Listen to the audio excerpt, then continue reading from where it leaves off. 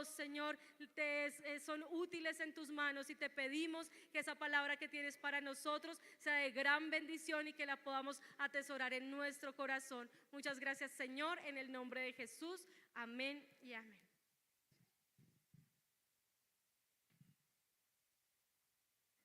Muy buenas noches con todos. Qué privilegio siempre será traer la palabra de Dios, conocer a mi familia espiritual en otras latitudes. Estuvimos el día de ayer compartiendo ya en la noche, pero veo algunos rostros nuevos hoy, y qué bueno que el Señor nos permite estar unidos y juntos para seguir ministrando nuestros corazones a la luz de la palabra. Bueno, no sé si me pueden colocar el PowerPoint de esta noche, siendo de que estamos hablando sobre discípulos que hacen discípulos. Hablamos de una iglesia bíblica que se desarrolle conforme el Señor nos ha dejado el mandato y las ordenanzas. Recordemos que el último mandato del Señor Jesús fue este, ¿cierto? Ir y hacer discípulos. Y el peso está en que tenemos que desarrollarnos en la vida de otros. Permítame presentar a mi familia. Ahí está mi esposa, está mi hija. Les pido que estén orando por mi hija. Ella está un poquito delicada de salud. Me acaba de compartir mi esposa hace un momentito.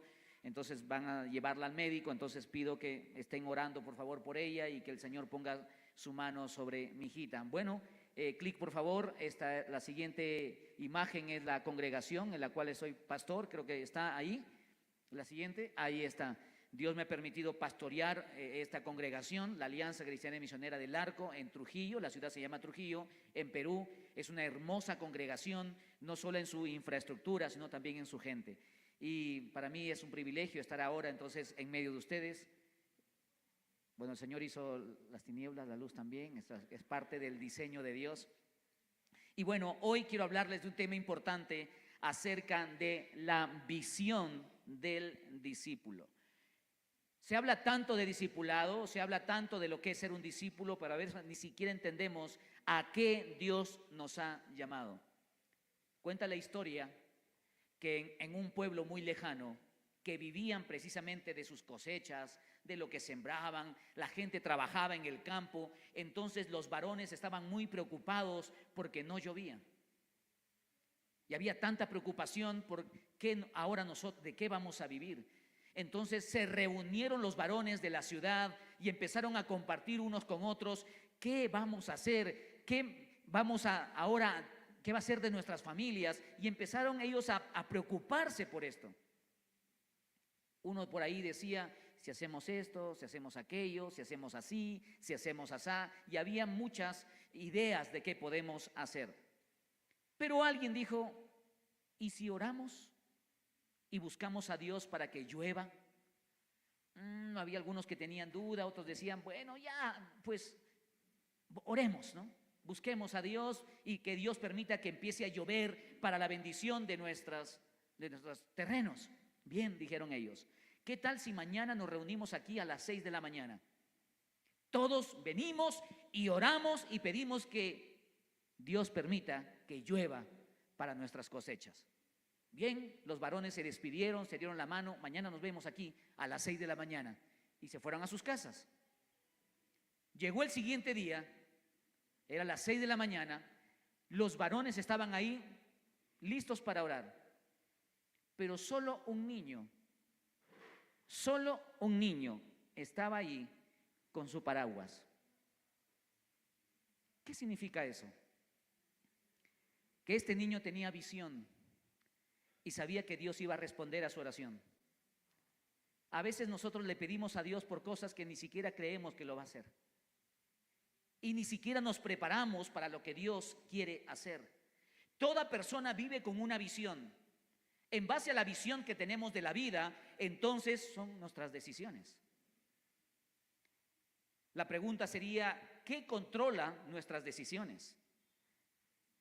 Lo que nosotros hemos leído en Mateo capítulo 25, del versículo 14 al 30, nos enseña cómo es el reino de Dios. Por un lado, gente multiplicadora. Por otro lado, gente que solo mantiene a los que se les encarga. Quiero hablarte esta noche de las 3 E de la visión como parte de un discípulo. Las 3 E de la visión como parte de la vida de un discípulo. Y bueno, ya hemos orado, ya hemos pedido al Señor que nos guíe en esta noche. Yo te voy a pedir algo, que cuando escuches la palabra en esta noche, no evalúes a tu líder. No digas, el líder de mi grupo de crecimiento, a él le falta esto. No, no, no, no. Evaluémonos nosotros a la luz de la palabra de Dios. ¿Cuántas vamos a ver esta noche? 3. Muy bien. Aquí va la primera. Ensancha tu visión. Siempre nuestra mirada en el ministerio es muy corta en comparación a la mirada de Dios. Siempre nuestros sueños para las cosas de Dios son muy pequeños a la medida de la grandeza de nuestro Dios.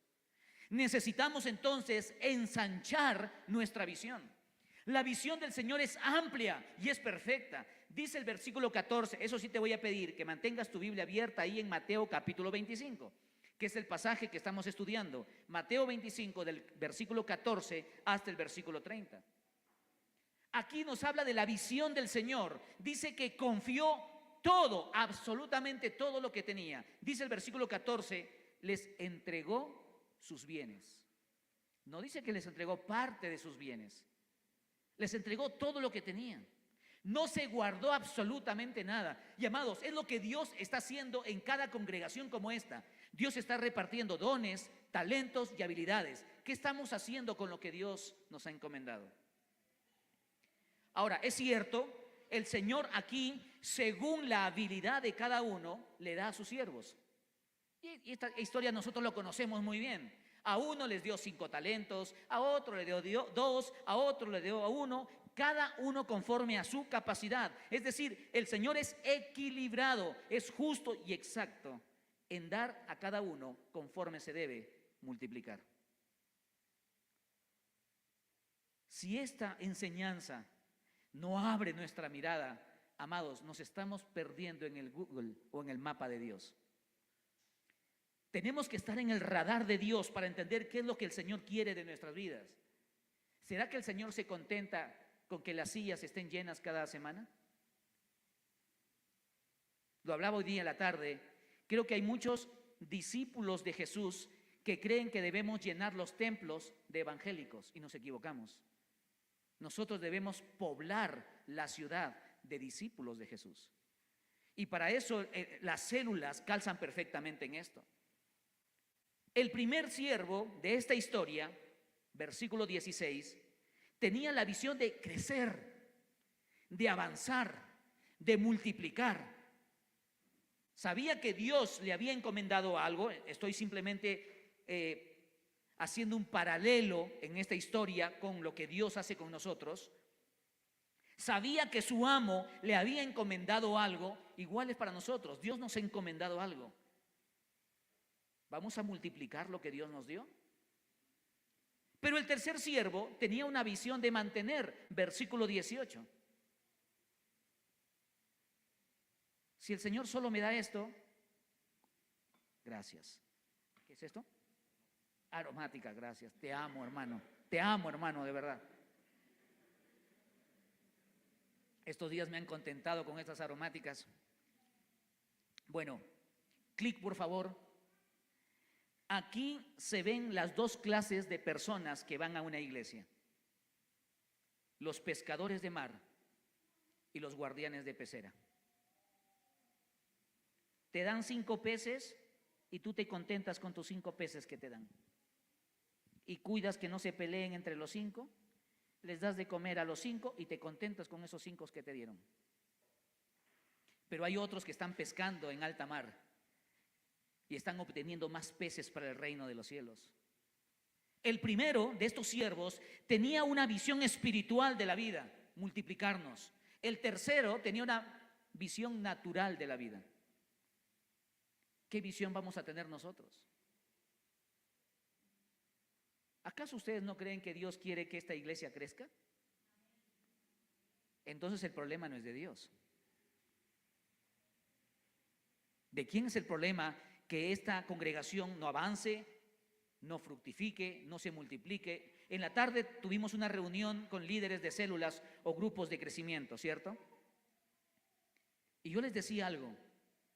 Si cada discípulo de Jesús, cada discípulo, vamos a decir que en esta congregación solo hay 100 discípulos de Jesús que aman al Señor con todo su corazón, solo hay 100.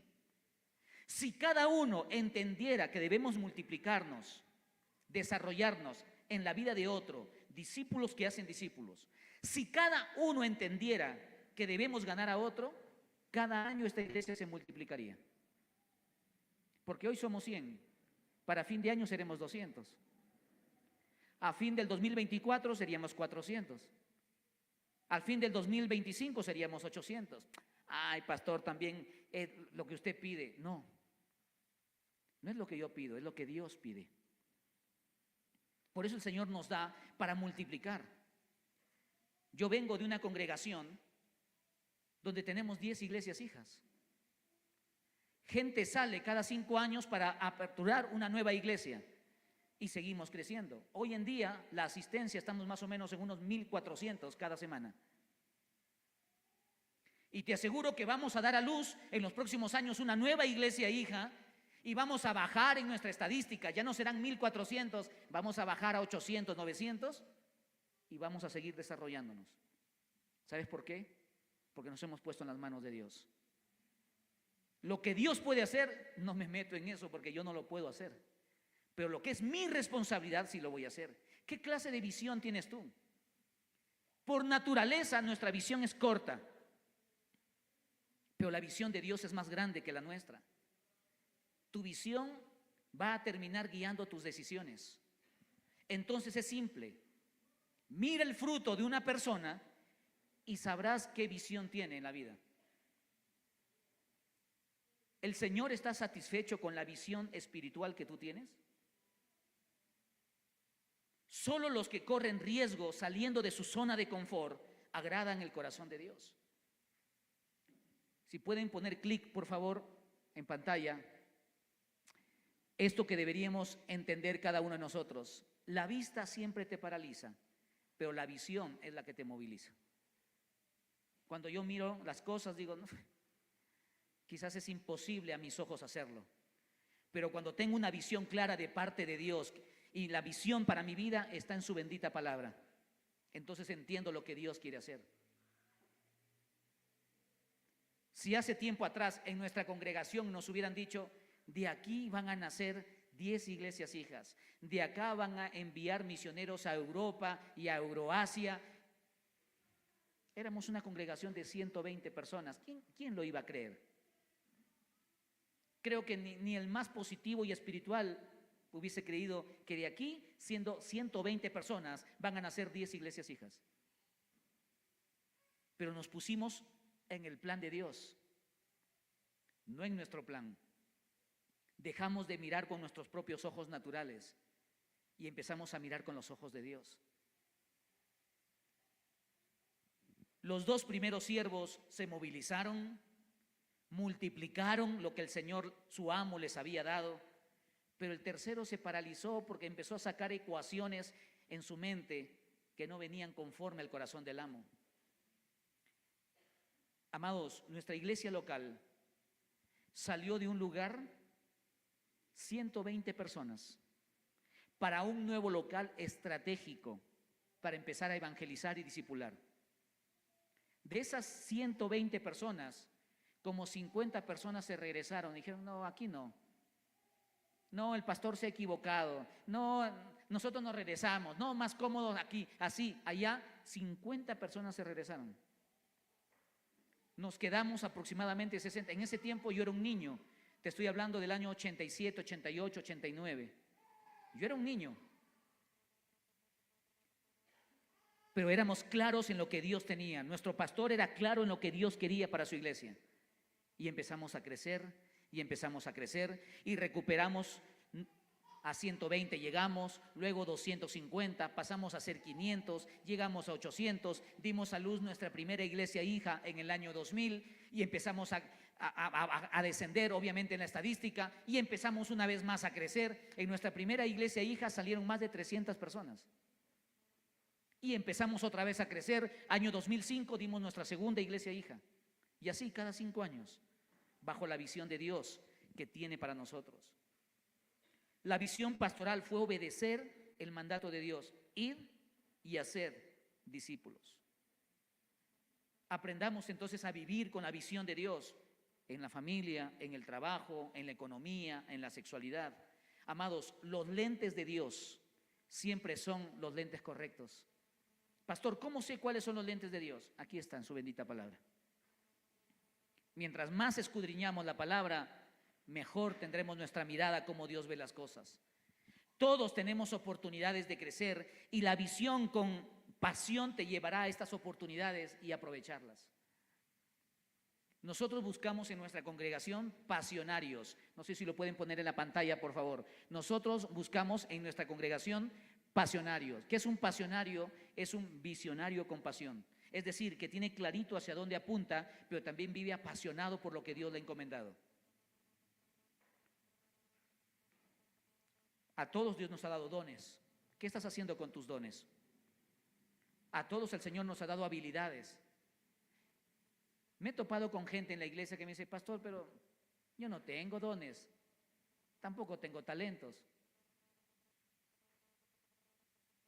Y empezamos un tiempo para orar con esas personas, porque no se están mirando como Dios los ve.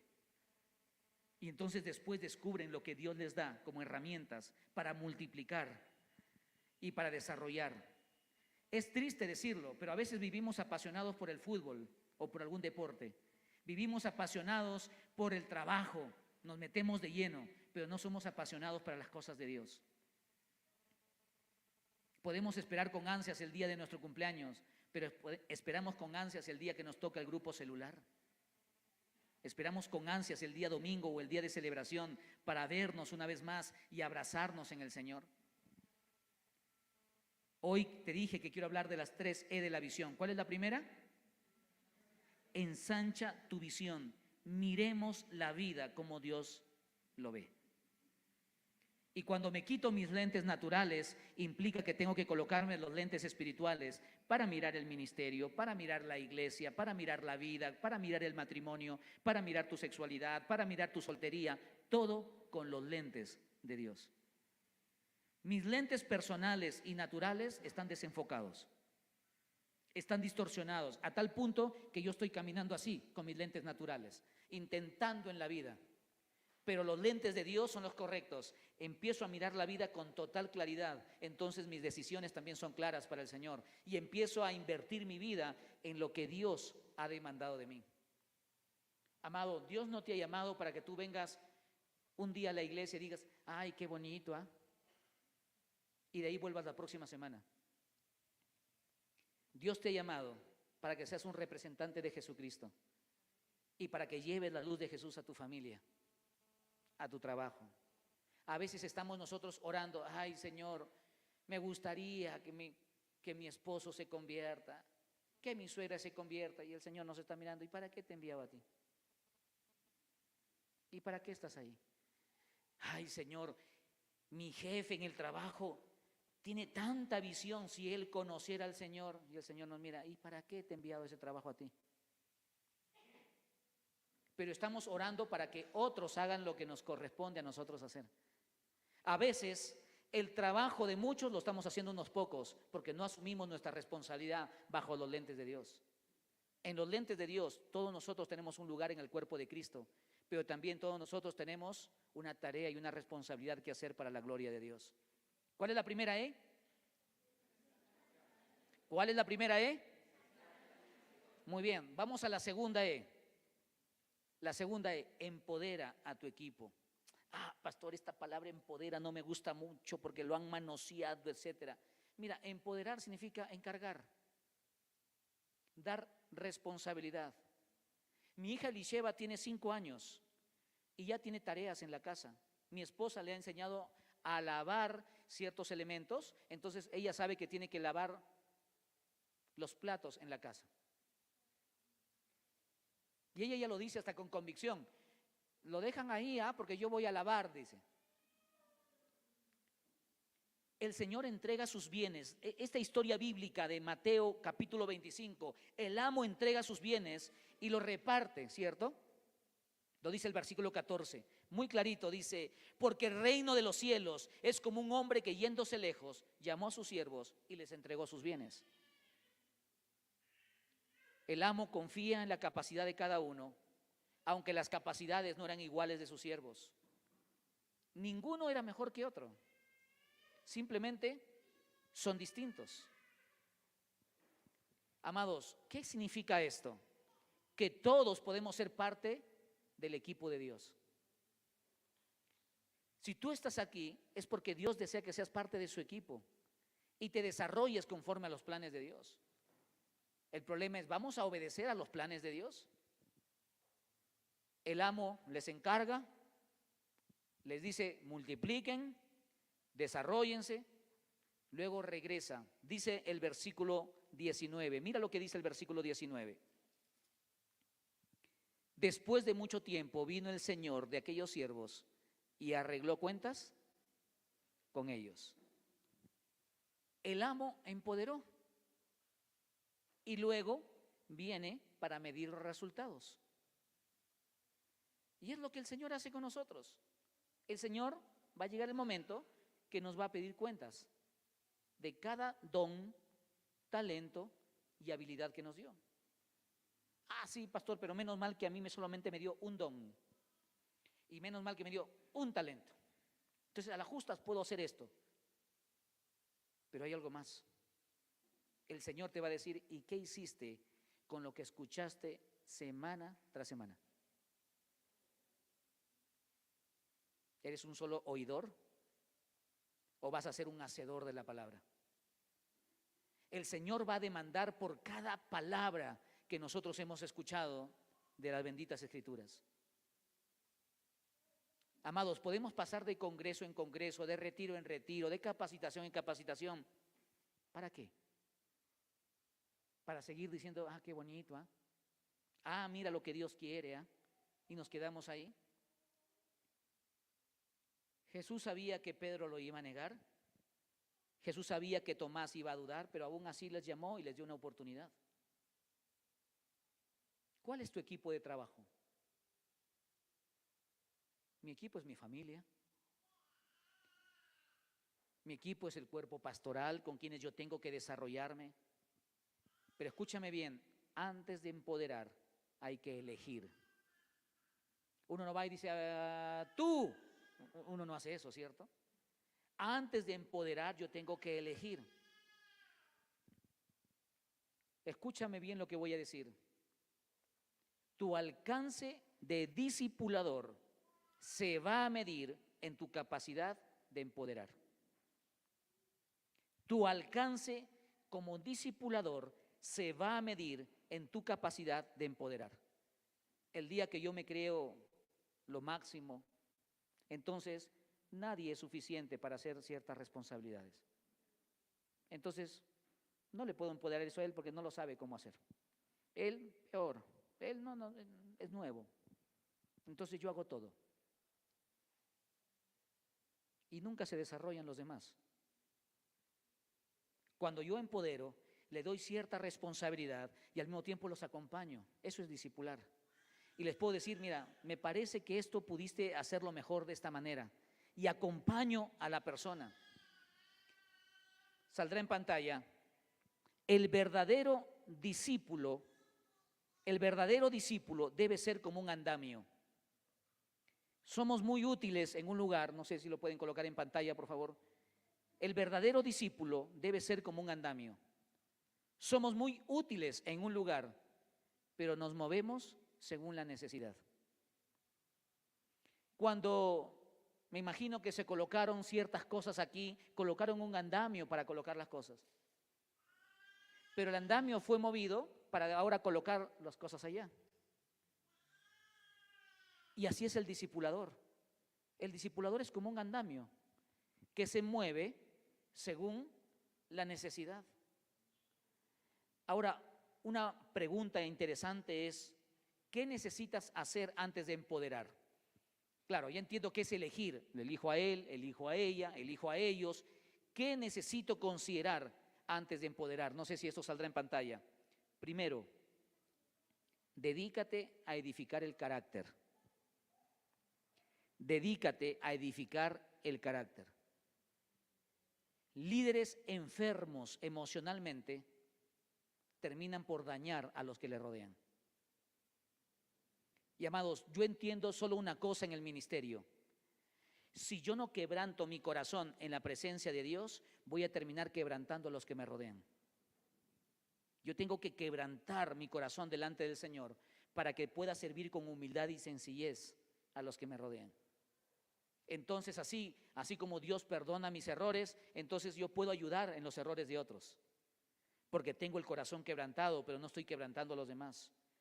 Escúchame bien, las personas fallan no por falta de conocimiento. Las personas fallan no por falta de información.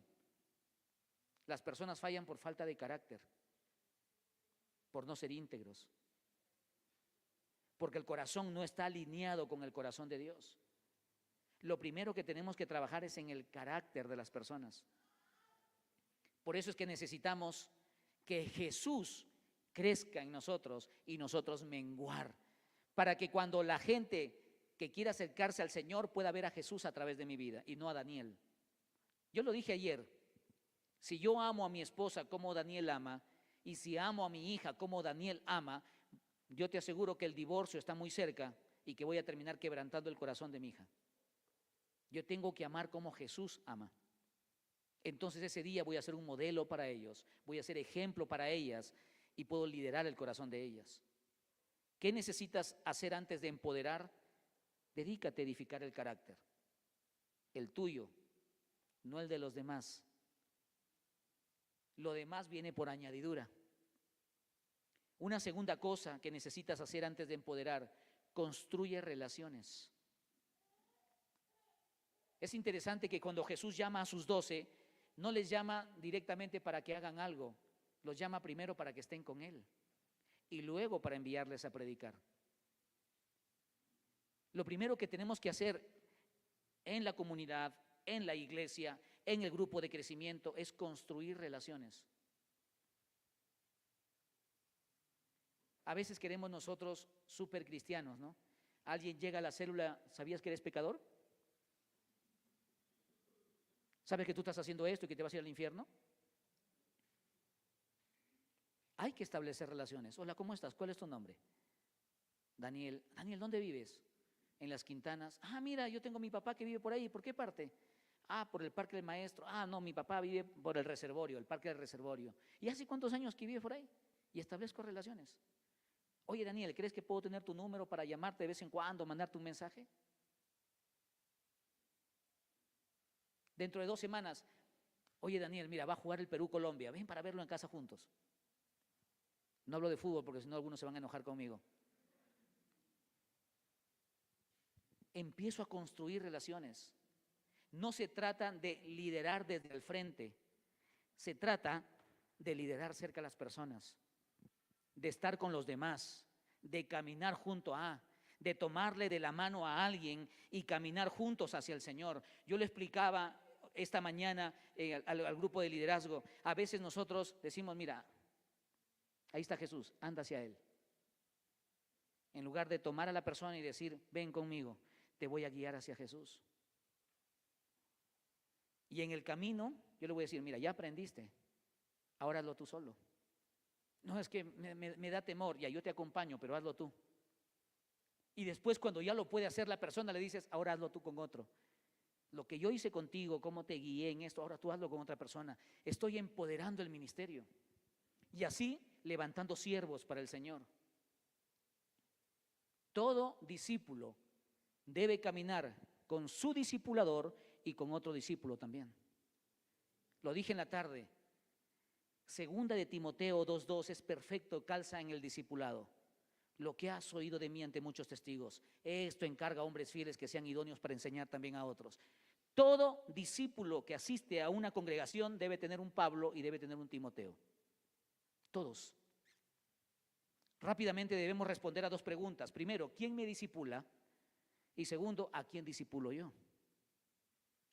Porque si no respondo a una de esas preguntas, estoy rompiendo la cadena de discipulado de la congregación.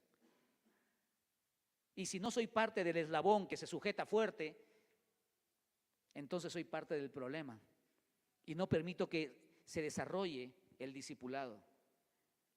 ¿Qué necesitas hacer antes de empoderar? Dedícate a edificar el carácter. Construye relaciones. Un tercer lugar, establece metas claras. Establece metas claras. Quien no apunta a algo, le da a todo, pues. Yo puedo agarrar algo acá, un dardo, y decirle, mira, mira cómo lo doy, ¿ah? Mira, ¡ah! Lo lanzo, ah, le di. Si no tengo una meta, ¿cómo sabes que le di algo?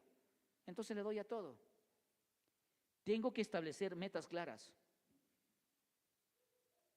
En enero yo tuve una reunión con todo mi liderazgo de matrimonios y hemos planteado metas muy claras. Todo este año, cada célula debe guiar a los pies de Cristo por lo menos a 3 parejas nuevas. O sea, 6 personas. De esas 6 personas, por lo menos 2 personas deben ir a las aguas del bautismo. Son metas claras que se pueden medir a fin de año. Por decir, mi célula somos 10. En diciembre, tengo que ser 16, 3 parejas nuevas. Y de esas 3 parejas nuevas, 2 tienen que llegar a las aguas del bautismo, comprometerse con Cristo. Y no solo se comprometen, sino también, ahora, ¿dónde vas a servir? Son metas claras. Y si te das cuenta, la iglesia crece, porque hay nuevos discípulos. En esta parábola, en el versículo 21, el Señor es muy claro. Mira lo que dice el versículo 21. Y el Señor le dijo, bien buen siervo y fiel, sobre poco has sido fiel, sobre mucho te pondré, entra en el gozo de tu Señor. En esta parábola, en el versículo 21, el Señor anima con palabras y recompensa con acciones a sus siervos. Lo anima con palabras, mira, le dice, bien. No nos gusta a nosotros que cuando estamos haciendo algo, volteas y tu jefe te hace. Y es lo que Dios está haciendo con nosotros. Dios nos está dando un like y diciendo, está mostrando aceptación. Bien.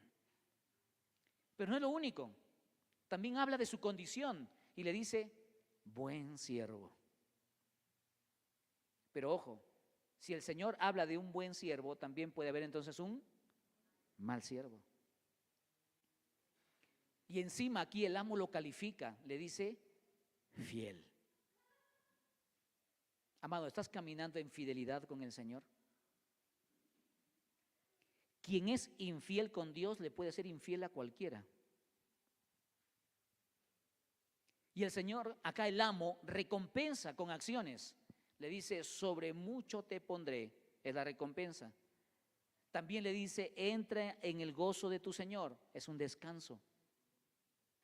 Pero así como el siervo fiel es recompensado, un siervo, así es, totalmente de acuerdo, un siervo infiel es sentenciado.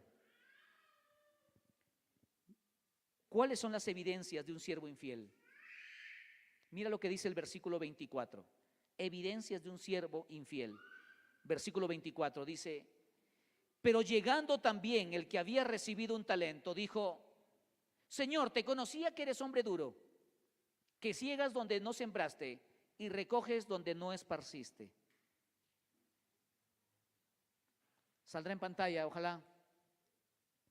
En la confesión de este tercer siervo, si lo pueden colocar, ahí está. En la confesión de este tercer siervo encontramos una de las razones por las cuales muchos cristianos no llevan fruto ni prosperan. ¿Cuál es? Su visión errada del amo es lo que le lleva al fracaso. Si no conozco lo que Dios dice en su palabra, ¿cómo me voy a desarrollar? Si no tengo una relación con Dios, ¿cómo voy a discipular a otros? Entonces empiezo a discipular bajo mis fuerzas, bajo mis ideas, bajo mis criterios y no bajo los principios de la palabra. Este tercer siervo tenía una visión errada del Señor. Realmente no conocía a su Señor, quien había, depositado todo lo que tenía en sus siervos. Incluso en este siervo que lo desconocía, le dio un talento para que lo pueda multiplicar. Pero aún así, aún cuando Dios le da una oportunidad, no responde correctamente. Es irresponsable. Y así como el amo le da calificativos al buen siervo, aquí también el amo le da calificativos al mal siervo. Le dice en primer lugar, siervo malo. Habla de su condición. Amados, y ese es uno de mis temores, que cuando el Señor me ha dado una tremenda responsabilidad de pastorear una hermosa iglesia, llegue el Señor y me diga, siervo infiel, siervo malo, porque te di tanto para desarrollar y mira lo que hiciste. Y amados, llegará el día que el Señor así nos va a decir a cada uno de nosotros, si no multiplicamos lo que el Señor nos dio. ¿Para qué el Señor te dio un talento? ¿Solo para que te deleites en el talento? ¿O para que puedas compartir el talento con otros? No solo le dice siervo malo, habla de su condición. El amo muestra decepción, le dice negligente. Y lo califica, siervo inútil. Inútil significa no te puedo usar. No calificas. En el original significa haragán, flojo. Y amados, tengo 20 años como pastor y he notado que podemos pasar mucho tiempo para ganar un cliente, pero no pasamos mucho tiempo para ganar un discípulo para Cristo. Podemos pasar mucho tiempo atendiendo a nuestro gerente porque es mi jefe en el trabajo, pero no paso tiempo con mi Señor, que es el Rey del universo. Nuestras prioridades están equivocadas. Saldrá en pantalla. Para no dar fruto, no se trata de incapacidad, sino de irresponsabilidad. Soy irresponsable con lo que el Señor me ha encomendado. No se trata de que no sé, no entiendo. ¿Te has topado con discípulos de Jesús así? Cuando alguien me dice que pastor no sé, no preguntas pues hijo. Porque puedes ir a un hermano mayor que tú en la fe que te puede explicar. Pero estás ahí en tu condición sentado de brazos cruzados, sin hacer nada, haraganeando en la vida espiritual y no dar fruto. Cierto pastor decía, pregunta nomás. No hay preguntas tontas, sino tontos que no preguntan. Pastor, no sé esto, no entiendo. A ver, ¿qué dice, pastor? ¿Me aclara el tema? Ah, gracias, pastor.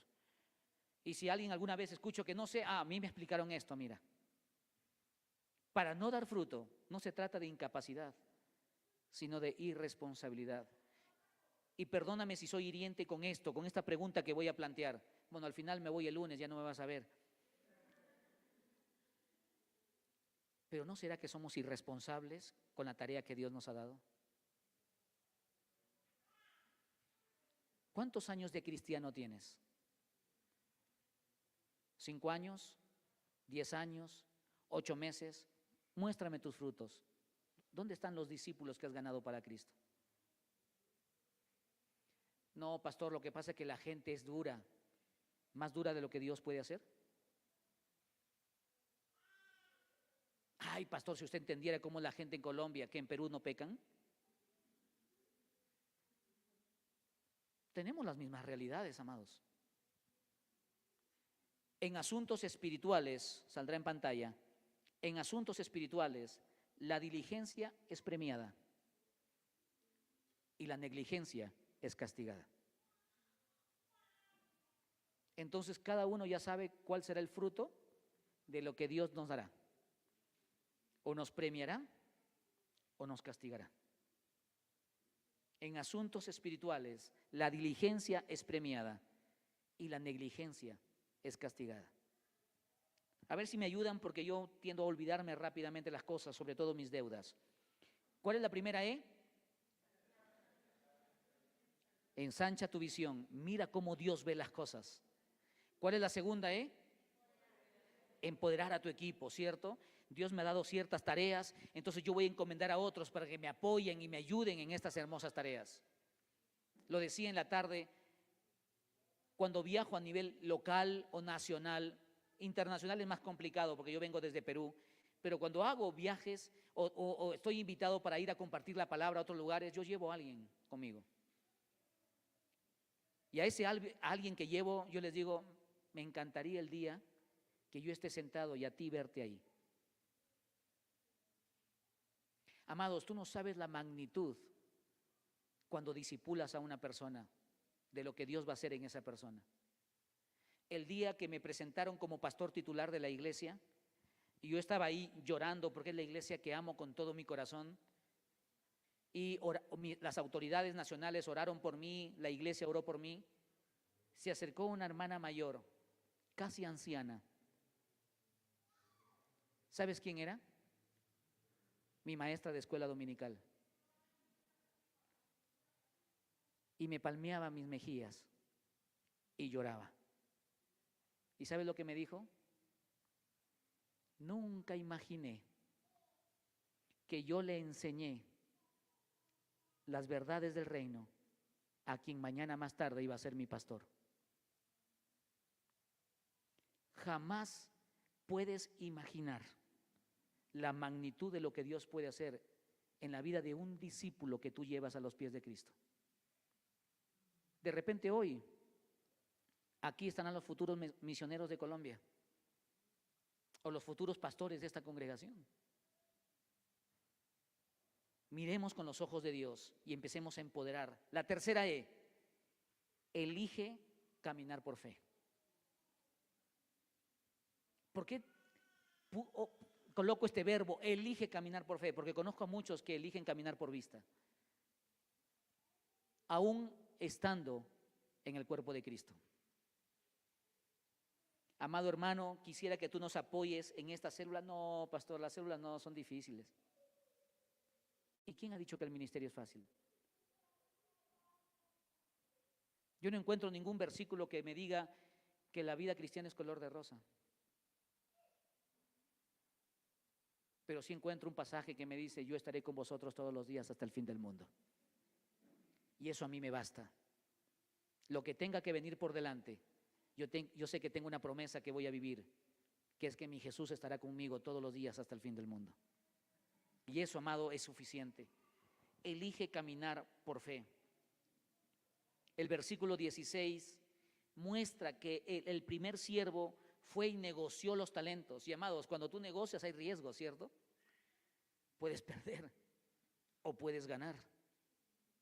Pero él sabía que su amo le había encomendado, sabía cuál era su función, sabía cuál era su tarea, su labor, y fue y lo hizo. Corrió el riesgo. Si no tenemos fe, es imposible agradar a Dios. El tercer siervo fue irresponsable.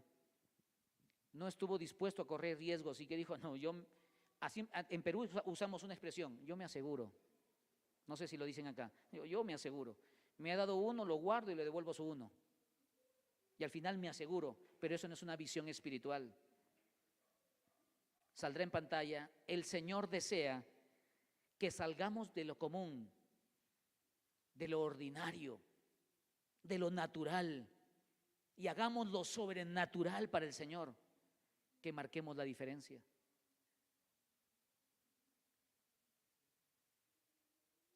Pastor, el ministerio es difícil, sí. Pero algo más, no solo es difícil, es imposible.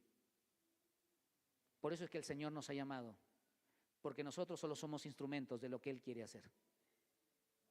Así que tú haz tu función y deja que el Señor haga la suya. Cuando estudiamos a la iglesia del primer siglo, la iglesia del libro de los Hechos, eso nos enseña Hechos capítulo 2.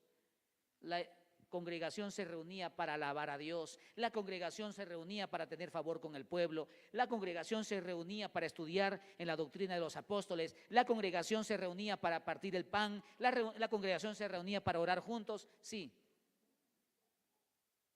Pero termina en el versículo 47, y el Señor añadía cada día los que habían de ser salvos. Los resultados déjaselos a Dios. Tú solo preocúpate por llevar a otros a los pies de Cristo. ¿Cómo? Empieza a discipular. a los de la universidad, a los del colegio, a los del instituto, a los del SENA, no me he olvidado, Preocúpate por hacer la función a la cual, o la misión a la cual Dios nos llamó. Hoy en día hay misioneros románticos. Pastor, Dios me ha llamado a ir a Italia. Y yo le pregunto, ok, de tus compañeros del colegio, ¿a cuántos has ganado? A ninguno. ¿Y de la universidad? Tampoco. Mira, si no estableces tu primer campo misionero aquí, ¿qué vas a hacer un campo de misionero allá? Cuando tenemos una visión amplia, mirando con los lentes de Dios, entonces podemos asumir cualquier riesgo, amados. Porque nuestra seguridad no está en lo que nuestros ojos pueden ver, sino está en lo que Dios quiere hacer a través de nosotros. El día que asumí el pastorado como pastor titular en la iglesia, mi padre, que fue el pastor de esa misma congregación por 35 años, es decir, él salió como pastor titular y yo he asumido, no porque es una herencia, porque no funciona así, sino a través de una asamblea. Agradezco a Dios que tuve un muy buen alto índice en la asamblea para quedarme como pastor titular. Mi padre me dijo dos cosas. Me dijo lo primero, estoy feliz, como no tienes idea, porque la asamblea ha elegido y es una confirmación de Dios. Pero por otro lado estoy triste, porque sé que vas a enfrentar las luchas que yo he enfrentado durante los años como pastor de esta congregación. Amado, ser discípulo de Jesús tiene un costo muy alto, pero vale la pena. Si no estoy en la misión de Dios, estoy en los sueños de cualquier persona en esta tierra. Le animo, el Señor desea que salgamos de lo común, de lo ordinario, de lo natural y hagamos lo que es sobrenatural, que marquemos la diferencia. ¿Cuál es la primera E? Ensancha tu visión. ¿Cuál es la segunda E? ¿Cuál es la tercera E? Hay paradigmas que tenemos que romper. Y el paradigma de que todo será fácil, todo será cómodo. Amados, qué complicado es el batallar en la vida cristiana. Tengo 37 años de cristiano y en mis 37 años de cristiano he visto gente pasar por la iglesia e irse.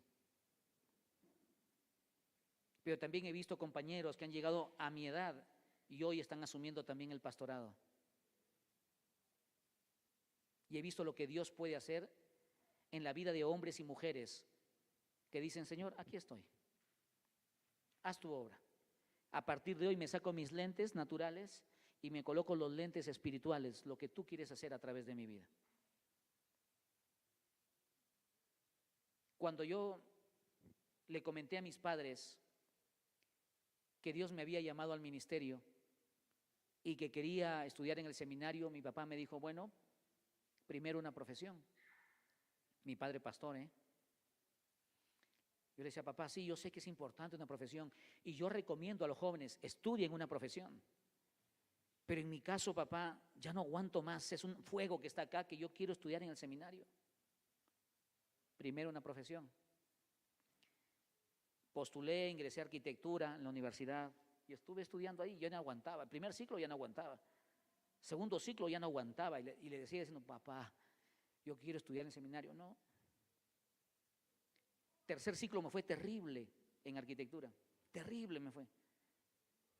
Papá se molestó conmigo, entramos en debates, miran cuánto hemos invertido y tenía toda la razón. Ingresé a una universidad particular y estar año y medio pagando para después decir esto no es. Mi papá me dijo, te doy una oportunidad más. Ya, papá, voy a postular a Derecho. De arquitectura a Derecho. Ingresé. Primer ciclo, papá, yo no aguanto más. Quiero estudiar en el seminario. Tú verás, me dijo, bueno, entonces trabajarás, verás las formas, pero esta es la última oportunidad que yo te doy. Bueno, pasé al segundo ciclo de Derecho y no soporté más. Le dije, papá, es la última vez que hablo contigo sobre esto. Y él me dijo, bueno, también es la última vez que hablo contigo sobre esto. Si tienes llamado, bueno, anda, habla con los pastores encargados del seminario. Fui, hablé con los pastores, me dijeron, es 30 minutos la entrevista. Duramos 3 horas en la entrevista. Ellos buscaron a mi papá y le dijeron, Pastor Vicente, tu hijo tiene llamado. Mi papá le dijo, bueno, si el Señor lo ha confirmado con ustedes, que me lo confirme a mí también.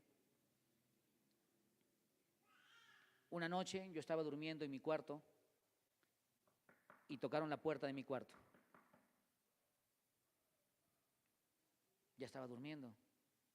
Sí, dije, soy papá. Así más o menos le contesté.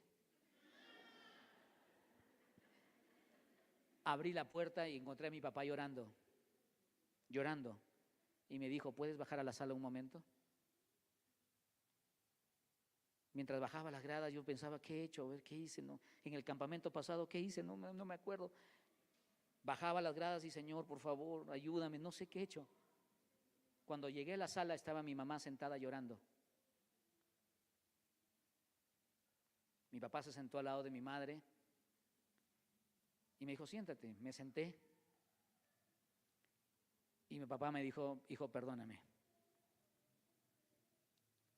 Con tu mamá hemos venido orando todo este tiempo y buscando al Señor porque tú insistes que tienes un llamado, insistes.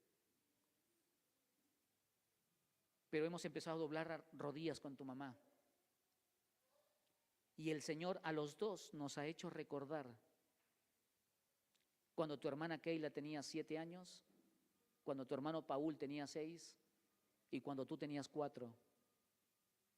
Y ahí orando en el cuarto de ustedes durmiendo, nosotros hemos doblado nuestras rodillas y le dijimos, Señor, dígnate en llamar aunque sea a uno de nuestros hijos al ministerio.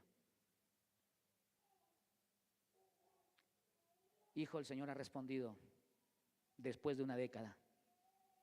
Así que tienes mi total apoyo. Lo abracé, lloré, lo besé, ingresé al seminario. Yo nunca fui un buen estudiante, ni en la universidad, ni en el colegio. Pero en el seminario tuve las primeras notas.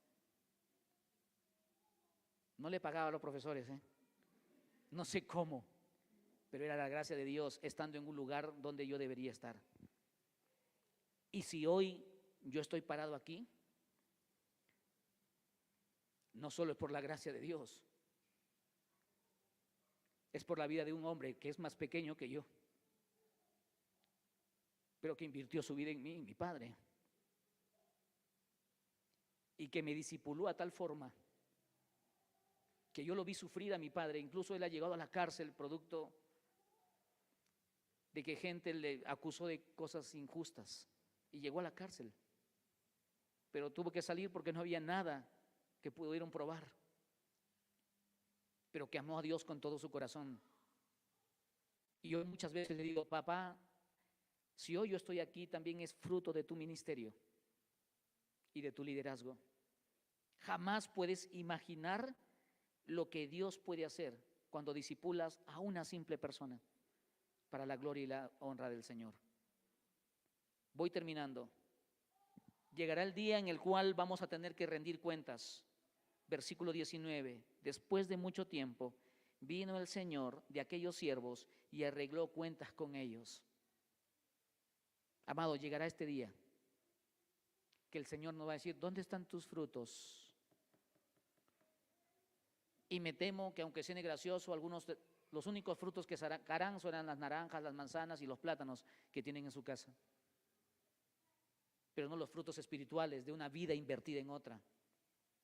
En el reino de Dios, ¿eres de los que multiplican o eres de los que mantienen? ¿Eres diligente o eres negligente? Quiero terminar con esta expresión. Si pueden poner por favor en pantalla esta expresión. Enter. Clic. Next. Amados, en el reino de Dios no hay turistas, hay ciudadanos. Y un ciudadano se sujeta a las normas. Un turista pasa y viene. Entonces yo quiero animarte a que reflexiones en esta noche. ¿Eres un turista en el cuerpo de Cristo? ¿O eres un ciudadano del pueblo de Dios? Cuando no te sujetas a lo que Dios quiere hacer a través de la vida de un discípulo, eres entonces un turista. Que un tiempo estarás aquí, pero bastará poco tiempo para que estés allá. Pero el que es un ciudadano del pueblo de Dios, vive, ama y se desarrolla según lo que Dios tiene para él. ¿Cuál es la primera E? La segunda E. ¿Y la tercera? Señor, ayúdanos a mirar la vida con tus lentes, con esos lentes que solo tu Santo Espíritu puede colocar en nosotros. Perdónanos, Señor, porque tan negligente hemos sido, que pensamos que la tarea de discipulado es de unos cuantos, es del pastor y su familia, es de los líderes simplemente, pero olvido que yo estoy en el cuerpo de Cristo, entonces es una tarea que me compete, ser discipulado y también discipular a otros. Ayúdame, Señor, a mirar la vida con tus lentes. Pero en segundo lugar, Señor, ayúdame a mirar mi equipo alrededor y empezar a levantar obreros para la obra de Dios. Señor, la misión no acaba conmigo. Yo soy, Señor, un actor más en la película que tú estás filmando en esta tierra. Así que, Señor, lo que yo soy, lo que yo tengo que invertir en la vida de otros. Cuando me pongo los lentes de Dios, Señor, tus lentes, entonces entiendo de que no me puedo callar lo que tú has hecho en mi vida, que tengo que compartir con otros. Preocuparme por vivir con integridad y compartir de lo que Cristo ha hecho en mí. Ya la respuesta de los otros hacia ti es asunto de ellos, no es asunto mío. Y ahí empieza la obra, Señor, de tu Santo Espíritu. Ayúdame a empoderar el ministerio a otros. El ministerio no acaba conmigo. El discipulado no acaba conmigo. La iglesia no se termina si yo me voy. Porque la historia de Dios es más grande que mi propia historia. Y, Señor, ayúdanos a elegir caminar por fe. Cosas que mis ojos no pueden ver, cosas que mi mente no lo pueden imaginar. Pero si tú me has llamado, Señor, a comprometerme con tu misión, a comprometerme, Señor, a ser una iglesia bíblica, y una iglesia bíblica es aquella de que los discípulos desarrollan discípulos, que así como cuando yo siembro, Señor, un fruto, da ese fruto. Es así de simple. Un discípulo ha sido llamado a desarrollarse en la vida de otros discípulos. Y la mejor forma, Señor, que yo tengo para evidenciar mi discipulado es lo que dice en Juan capítulo 15 versículo 8, que el Padre es glorificado cuando llevamos mucho fruto, y cuando llevamos mucho fruto es evidencia de ser discípulos de Jesús. Padre, yo no quiero ser un turista en tu cuerpo, la iglesia. Yo quiero ser un ciudadano del reino de los cielos. Entiendo que tengo entonces responsabilidades que cumplir, sujetarme a tu perfecta voluntad y entrar en esta hermosa labor de levantar hombres y mujeres idóneos para enseñar también a otros. Glorifícate, Señor, en la vida de tu iglesia, para la alabanza de tu gloria. Amén y amén.